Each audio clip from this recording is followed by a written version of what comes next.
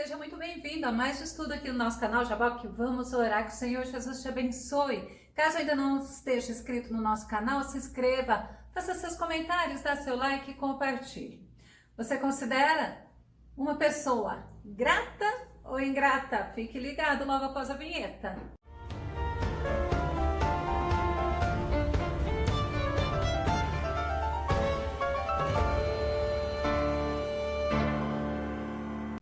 E a ingratidão, ela está presente em todo o contexto social. Vamos ao tema de hoje. Ingratidão, o mal da humanidade.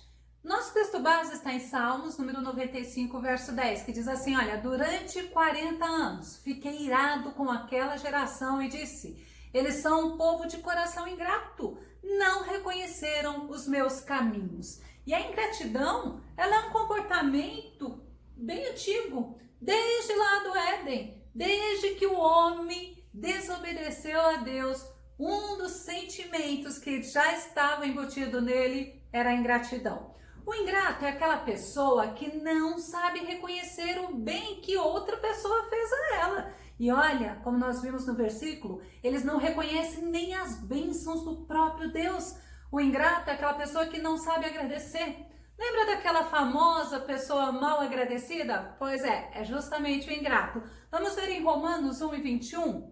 Porquanto temos conhecido a Deus, não o glorificaram como Deus, nem lhe deram graças, antes em seus discursos se desvaneceram e o seu coração insensato se obscureceu. Nós vemos Paulo falando que as pessoas elas conheceram a Deus.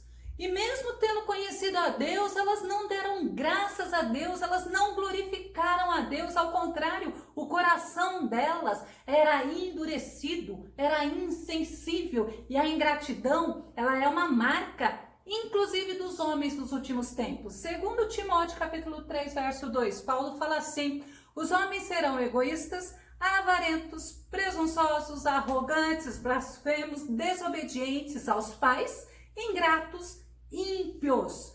Para você ter uma base, quando você vê esse versículo, você vê as pessoas dos últimos tempos, você fica assim, meu Deus, quantas pessoas estão vivendo assim nos dias de hoje? A ingratidão, ela traz consequências negativas, tanto para quem é ingrato, como para aquela pessoa que convive com esse ingrato, como para aquela pessoa que é alvo do ser humano ingrato. Vamos ver umas características da pessoa ingrata? A gente vai ler em Salmos 78:11, porque vai dar para a gente entender que a principal característica deles é o esquecimento. Salmos 78:11 diz assim, esqueceram o que ele tinha feito, as maravilhas que lhes havia mostrado.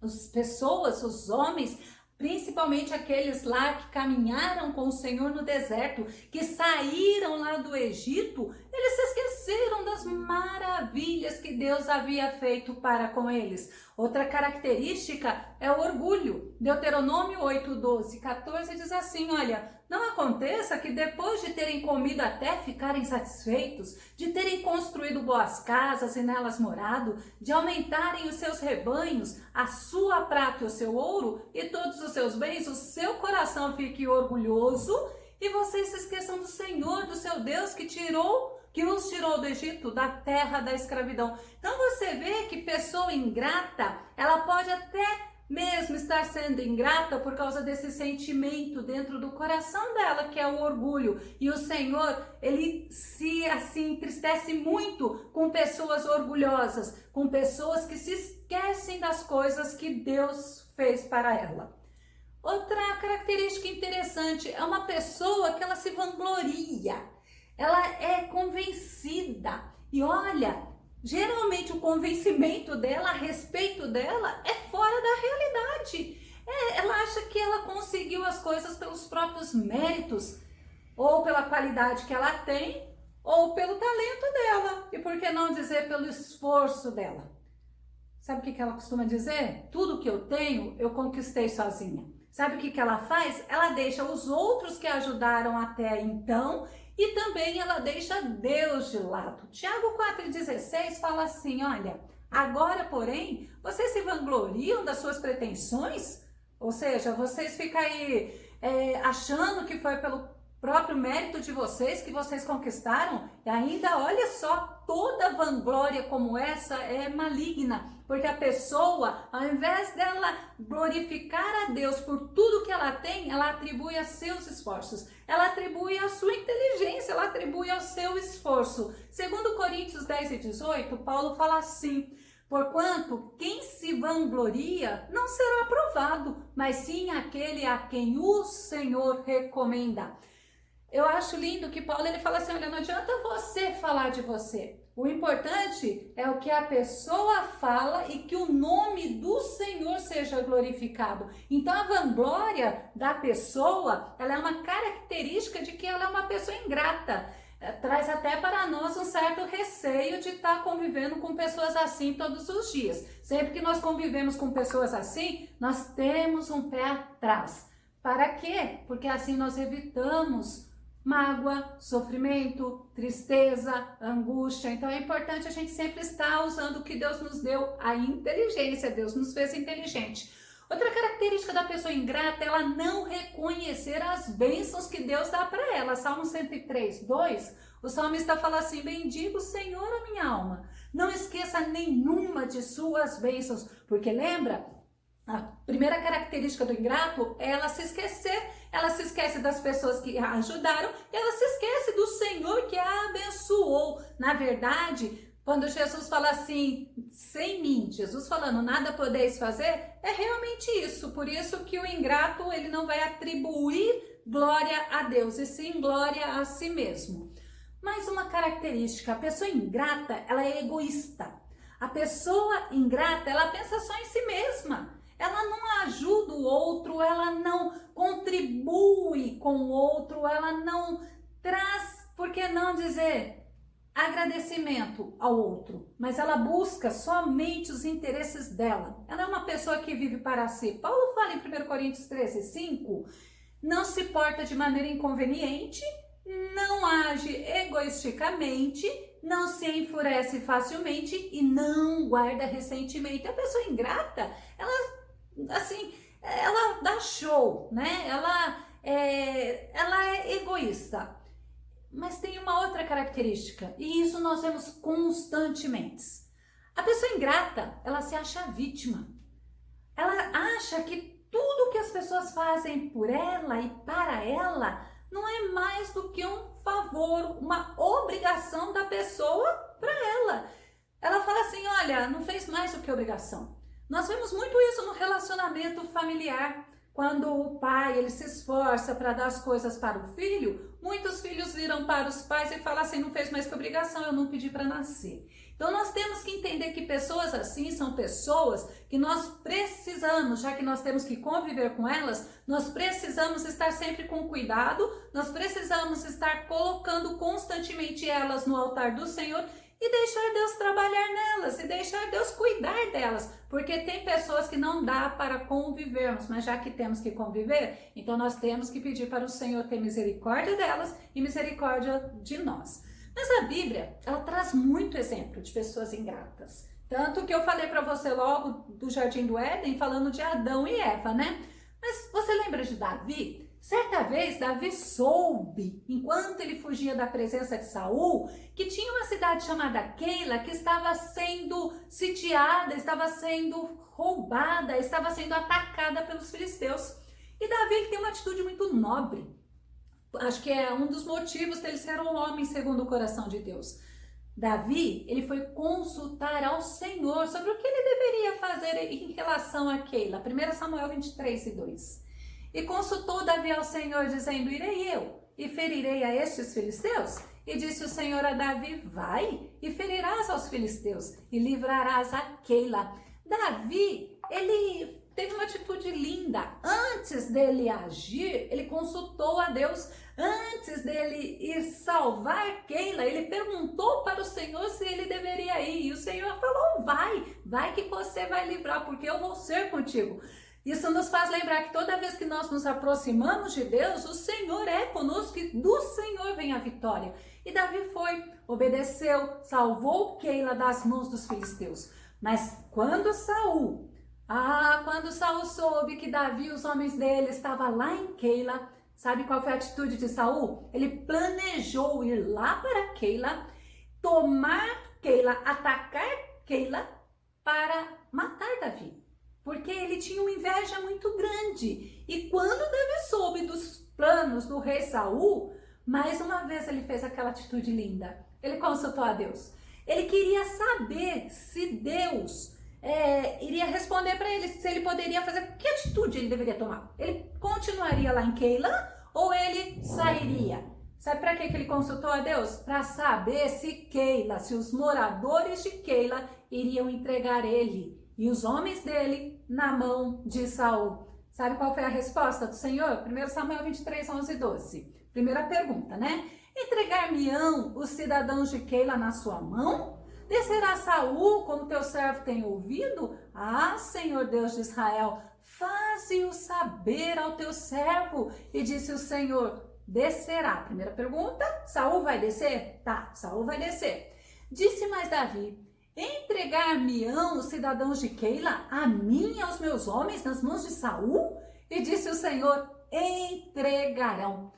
Davi podia ter ficado indignado, porque ele e os homens dele libertaram Keila. E agora, o bem que ele tinha feito para Keila seria pago dessa maneira. Mas sabe o que Davi fez? Davi saiu de Keila com os homens dele. E quando Saul soube, Saul desistiu do plano que ele tinha tido. Mas veja, não foi a única vez que Davi sofreu pela ingratidão. Ele sofreu com a ingratidão dos filhos, lembra? Adonias, filho dele mais velho, também tomou o reinado.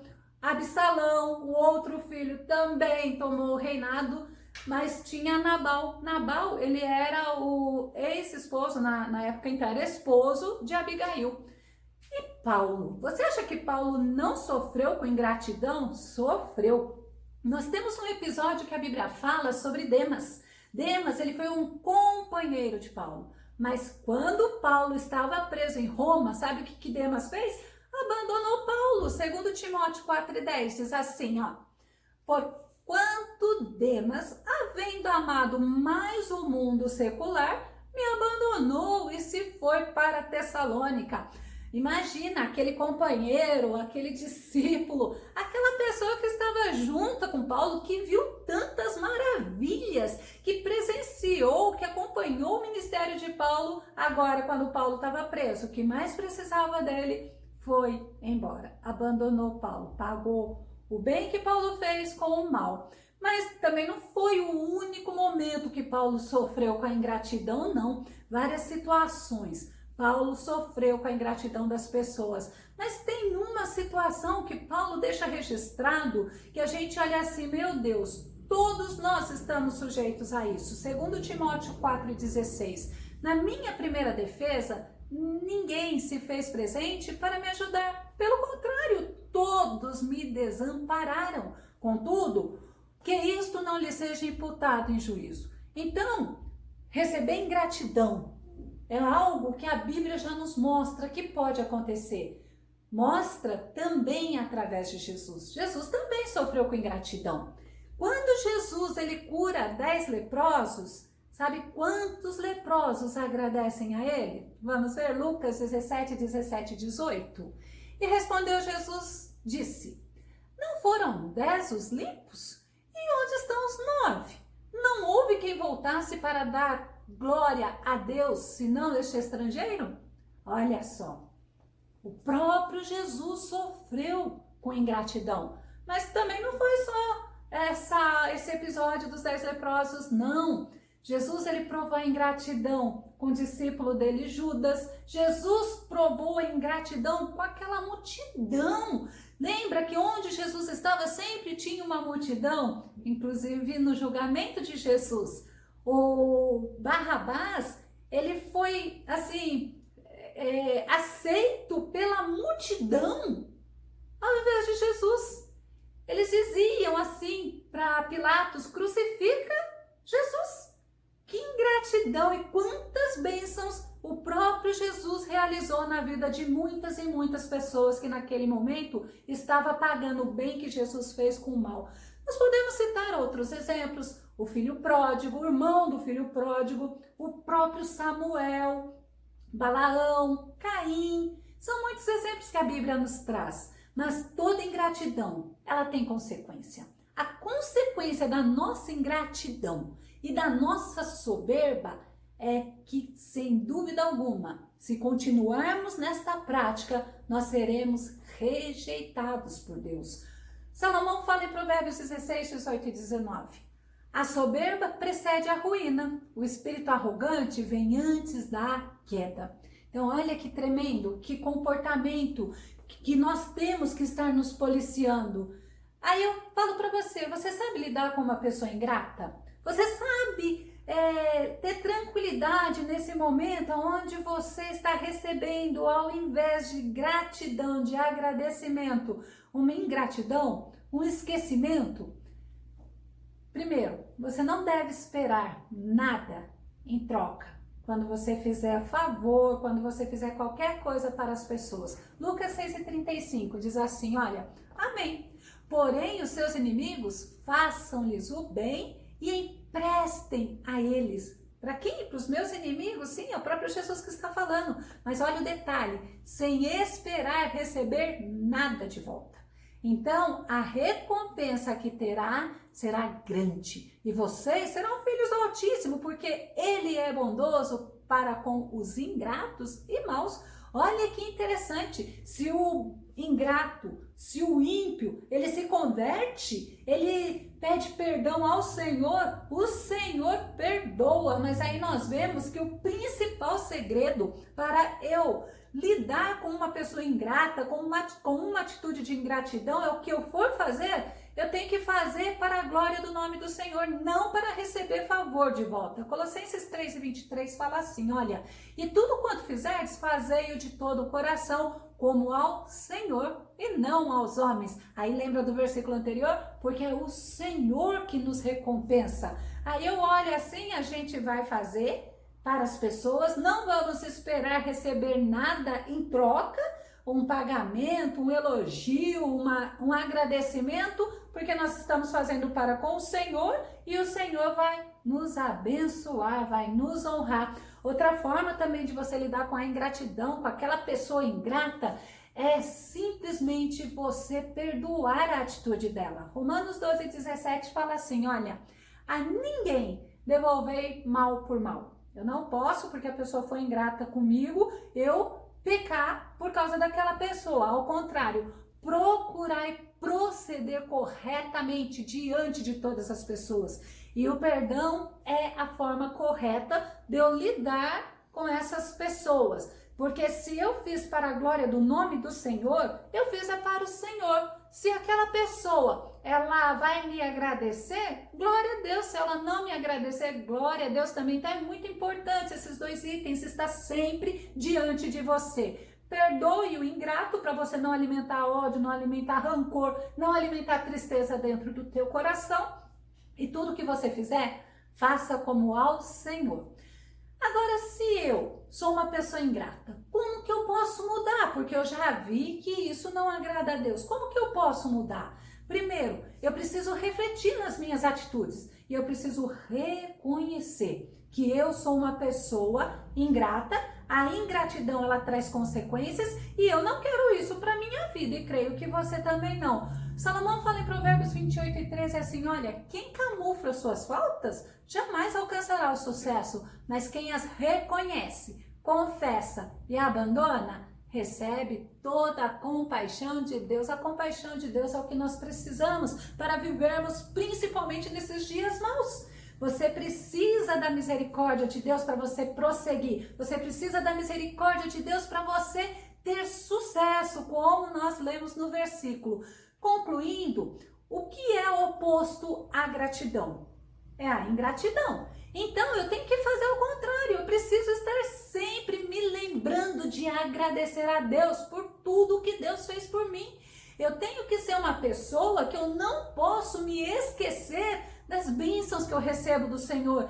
E olha, muitas vezes, Deus usa pessoas para me abençoar. São pessoas que estão sendo instrumentos de Deus na nossa vida, na minha vida, na tua vida. E aí, se eu sou ingrata com essa pessoa, eu vou estar sendo ingrata com quem? com o próprio Deus. Salmo 103, verso 2, eu deixei ele para a gente concluir, eu já li um pouquinho antes, para você sempre trazer a você, a tua alma, ela tem que ser grata a Deus. E o salmista fala: bendiga ao Senhor a minha alma, não esqueça de nenhuma de suas bênçãos. Pratique a gratidão e você vai ver o que Deus vai fazer na tua vida, como Deus vai te abençoar. Eu vou deixar na descrição do vídeo um link sobre gratidão, que você possa ver, que você possa aprender a praticar a gratidão, porque pode ter certeza, os ingratos não herdarão o reino de Deus. Que o Senhor Jesus te abençoe e até o nosso próximo estudo aqui, tá? No nosso canal Jaboque. Vamos orar. Fique com Deus e compartilhe.